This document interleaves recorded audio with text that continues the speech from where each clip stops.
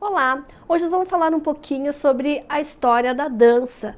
E a gente pensa assim, poxa, a história da dança começou com o balé, né? Mas a gente se engana e a gente vai ver aqui que ela começa já lá no período do Homem das Cavernas, então há muito tempo atrás, né? A gente vai ter esses documentos que apresentam um humano em ação de dança que tem aí 14 mil anos, então bem antes de Cristo. A gente tem esses personagens aqui, personagens retratados aqui, e que eles estão aí dançando. Então veja que interessante, né? É claro que nesse período a gente vai relacionar a dança com uma espécie de um ritual.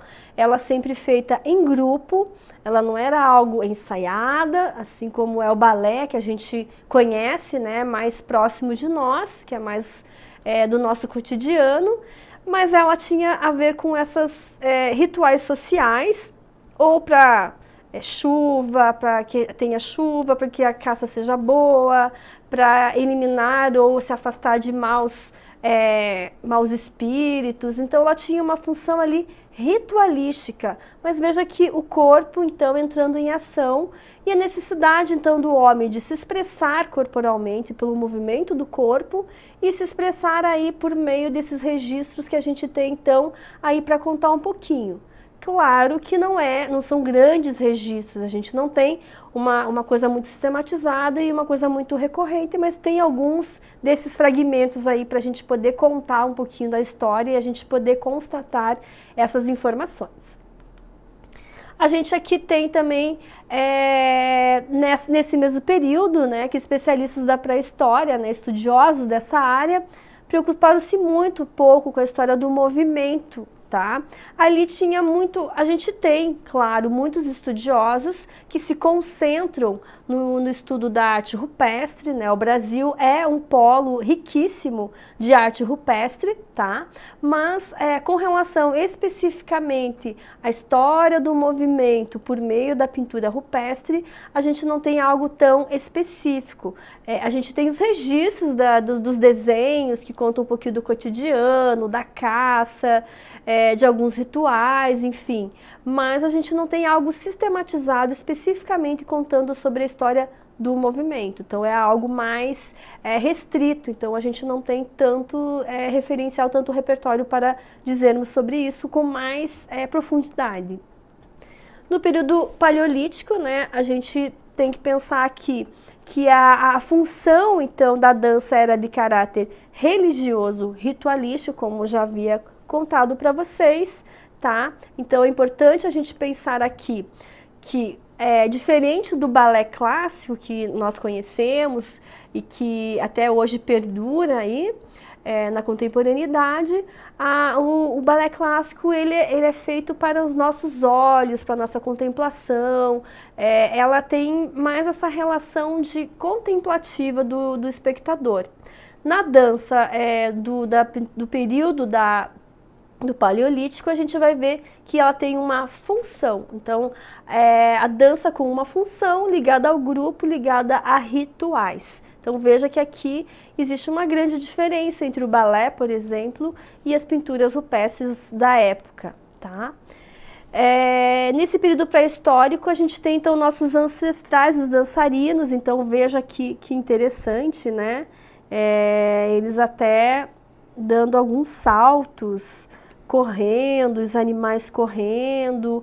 É interessante também que o homem, ele também, aí ele se baseia muito no movimento dos animais, essa observação.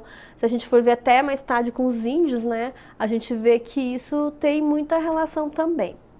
E imitações dessas figuras foram encontradas em grutas, tá? Então, é uma descoberta muito interessante. A gente vai ver aqui que tem essa coisa que incita uma dança de roda, né?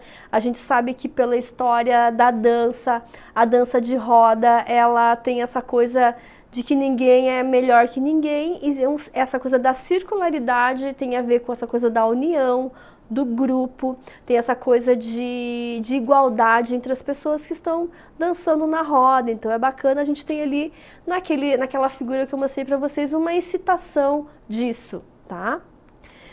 E o movimento vai da direita para a esquerda, da direção dos grandes astros, Sol, Lua.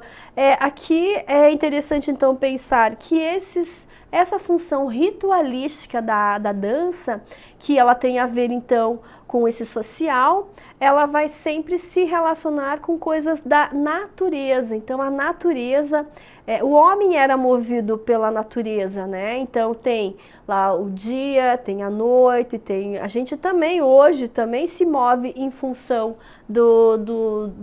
das estações do ano, né? Então tem o inverno, tem o outono, tem a primavera, tem o verão. Então eles se baseiam, se calcam muito nessa relação íntima com a natureza, e essa relação então desses rituais por meio da dança aconteciam sempre muito focado no sol, na lua, no dia, na noite. Então isso tudo tinha eles eram muito mais conectados com a natureza. Hoje a gente não é tão conectado com a natureza, praticamente a gente vê que está quente, que tem sol, que é inverno, está chovendo, mas a gente não está tão conectada com a natureza, que a gente tem outras distrações. Naquela época não tinha televisão, não tinha celular, não tinha computador, não tinha internet, não tinha nada, não tinha afazeres, né? Então, fora das atividades do dia a dia, da caça, da agricultura, enfim, do artesanato que eles produziam, dos rituais, eles tinham esse tempo até de cultuar mais a natureza, e eles eram então mais conectados, mais próximos dela. Então aqui a gente vê também, veja que bacana aqui, né, que de novo esse desenho citando essa formação de uma roda, né, no qual se faz que gira numa mesma direção e que tem a ver com essa coisa dinâmica, essa coisa de igualdade entre eles, e semelhante aí às danças de origem africana, que remete, que no caso sugerem essa circularidade aí. E a dança já no período mesolítico e paleolítico, essa sempre ligada a um ato cerimonial. Então a gente vê aqui eles carregando esses instrumentos aqui e dançando, e girando e andando, com uma espécie mesmo de ritual, que é uma conexão, é uma crença muito grande aí nesse poder aí do homem de se conectar e fazer com que a natureza haja a favor deles, né? Então isso é muito recorrente nesse período. Com a arte indígena também isso é muito recorrente. Aqui a gente tem um pouco da dança nos antigos impérios. A gente também não tem uma documentação sistematizada, né? A gente tem bastante coisa sobre a história da arte, das artes plásticas, mas com relação à dança a gente não tem uma documentação tão calcada nessa pesquisa mais aprofundada, tá? Mas pelo paleolítico a gente já vê que isso já é inerente a uma necessidade do ser humano, do homem, tá? Então a dança já é uma manifestação artística no qual o homem sentia, assim, uma necessidade de se expressar por meio do movimento corporal, porque o corpo é tudo, né? Nós somos o nosso corpo e esse corpo se movimentando no espaço. No Egito, a gente vai ver que, assim como nas artes plásticas, eles então tinham aqui essa prática de danças sagradas, né? E eles, além disso, né, eles tinham um caráter recreativo. Então aqui a gente já vê que sim, tem uma função ritualística, né, por ser sagrada, litúrgica, mas também um pouco de entretenimento, de recreação. Então veja que aqui a gente já começa a ter uma pequena variação do que seria a dança, né? Se a gente tem lá no período lá da pintura rupestre, a gente tem essa influência muito grande ali da dança como ritual. Nos indígenas também a gente tem muito isso. Aqui no Egito, além de ter ligação com essa relação mais do sacro, né, a gente também tem uma relação aqui ligada à recreação. Isso também é um dado importante, porque na verdade o que a gente tem hoje como dança, ela está muito calcada no entretenimento, né, o balé clássico, enfim, a dança contemporânea. Claro que tem uma reflexão, mas ela também está ligada ao entretenimento. Então aqui a gente já vê que de alguma maneira está ligado a isso. A dança do povo hebreu, né, tinha um contexto religioso e não foi transformado em arte. Então veja que aqui também uma função aí mais ritualística de um determinado grupo. A gente vê então que os egípcios aqui proporcionavam então algo mais diferente aqui. De novo, o contexto religioso a gente também pode relacionar no sentido sacro mesmo, de ritual religioso, que é o mesmo do período lá da arte paleolítica, neolítica e mesolítica também. Já na civilização grega, o grego sempre muito calcado ali, a cultura, a civilização grega, a antiguidade clássica, ela estava muito calcada, então, por questões ligadas à beleza, ou à feiura, à harmonia, ao equilíbrio, à razão. E a dança, como eles estavam também muito ligados a esse entretenimento, aos prazeres, né, do homem, então ela estava aqui impregnada pela dança, né? E muitas vezes abordada como dança da beleza ou da feiura. E aqui a gente vê uma incitação aqui de uma dança de roda, basicamente aqui feminina, tá? Então aqui a gente vê que tem uma relação já ligada com o entretenimento. Então no Egito a gente tem um pouco disso, aqui na dança grega também, não tem essa função religiosa como a gente viu no povo hebreu e nas anteriores, como a gente acabou de comentar. Na dança de roda fechada ou aberta ao som do canto gregoriano, isso na Idade Média, tá? Então na Idade Média a gente viu nas artes plásticas nas artes plásticas da Idade Média, sempre voltada para a religião cristã. E a dança também nesse período, ela era voltada para os cantos gregorianos, ou seja, a dança junto com o canto gregoriano, elas eram realizadas juntas, tá? Ela não foi integrada ao culto cristão por ser considerada pagão, mas tinha uma relação com o canto gregoriano, então consequentemente ela também tinha uma relação aí até cristã. Ela era pagã, ou seja, pagã no sentido de que ela não era realizada por padres ou monges, eram realizadas por pessoas comuns, mas ela era manifestada por meio dos cantos gregorianos, então de uma certa maneira ela tem uma relação aí até com a Igreja Católica, mesmo que não feita diretamente para isso. Então a Idade Média aqui, a gente vai ver que existe uma ruptura então na evolução da coreografia, né? Então as culturas anteriores tinham 3 fases da dança: a sagrada, a ritual tribal totêmica, né, que vai enaltecer um totem, um santo, enfim, uma entidade, né?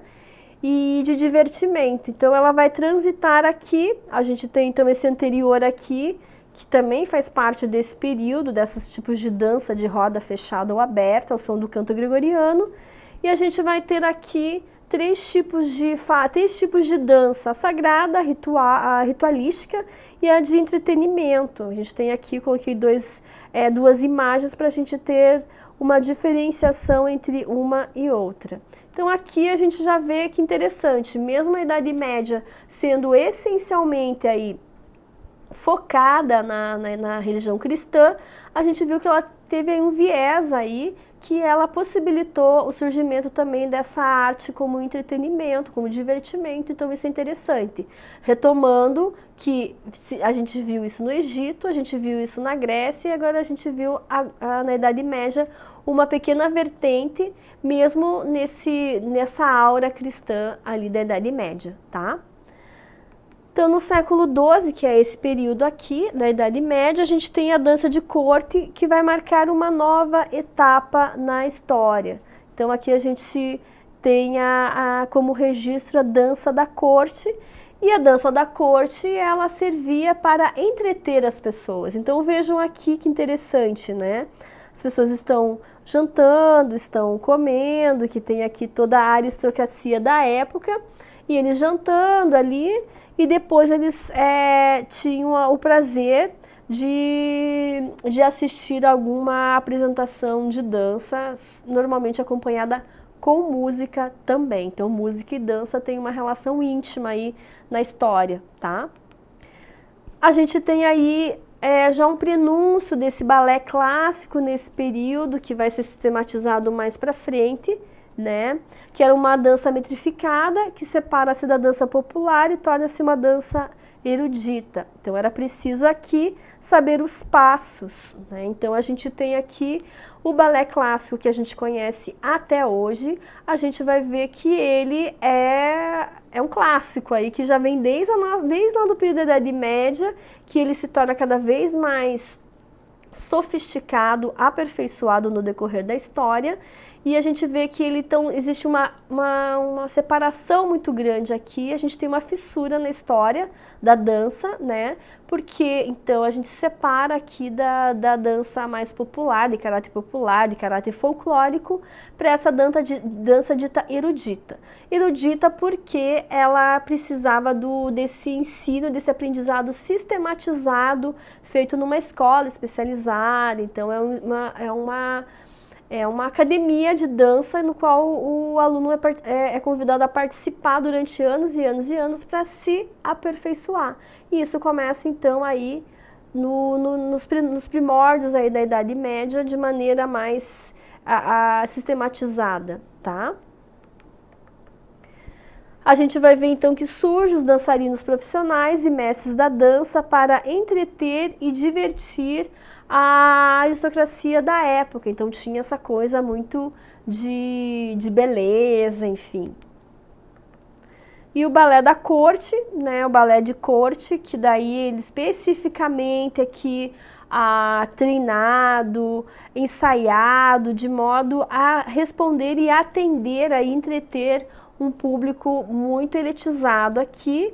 E aqui a gente começa a ver que a história do balé começa a ficar cada vez mais rígido, né? Com esse modo de vida rígido, regras de horário, muitos ensaios. Isso tudo que a gente vê como do balé, a gente vê que a história dele já é fundada a partir desses preceitos de rigidez, de disciplina, enfim.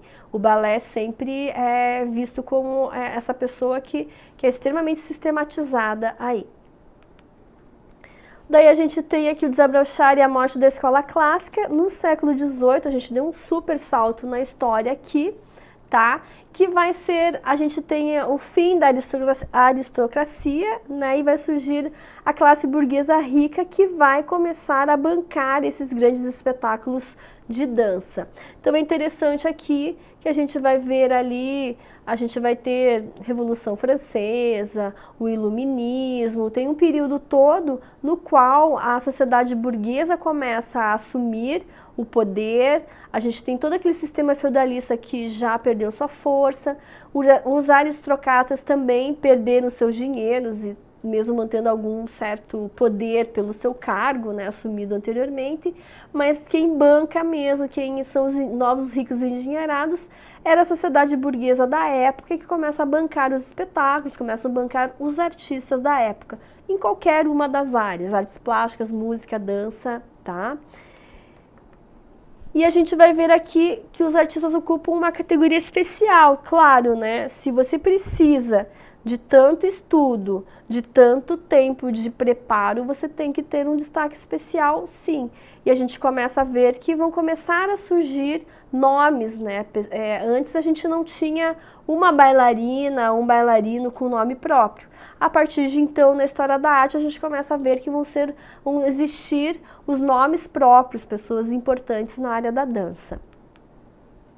A gente tem então ali, a gente passou um pouquinho daquele período ali, século XVIII, a gente chega aqui na dança romântica, que já é século XVIII para XIX, e a gente tem uma retomada aí da sensibilidade sobre a razão, lembrando que aquele século XVIII, que é o período do neoclássico, a gente vai valorizar os aspectos da racionalidade, que vem lá da antiguidade clássica, do equilíbrio, da simetria, e na dança romântica a gente vai fundar aí todo esse preceito do balé e da dança por meio da sensibilidade posta por meio da dança, tá? E o balé, então, na dança romântica, no período do romantismo, a gente vê aquela expressão de sentimentos pessoais. Ela vai ser aí mais dramática, mais passional. Então, essa passionalidade é muito característica do balé romântico, tá? Que é em detrimento diferente do balé do neoclássico, que é um período anterior, que ele era pensado na beleza, no equilíbrio, né, na graciosidade das formas, e aqui a gente vê que ela é mais passional mesmo.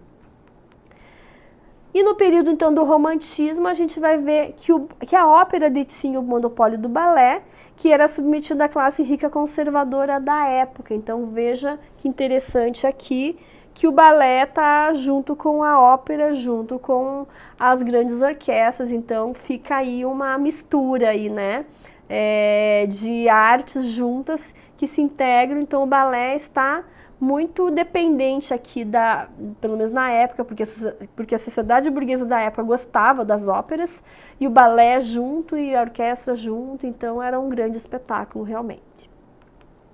Então, nesse neoclassicismo aqui a gente vê que não teve grandes transformações nos 3 séculos de tradição, e então seria assim basicamente isso, sobre essa trajetória lá do Paleolítico até o Neoclássico. Então basicamente essa aula seria isso. Até mais!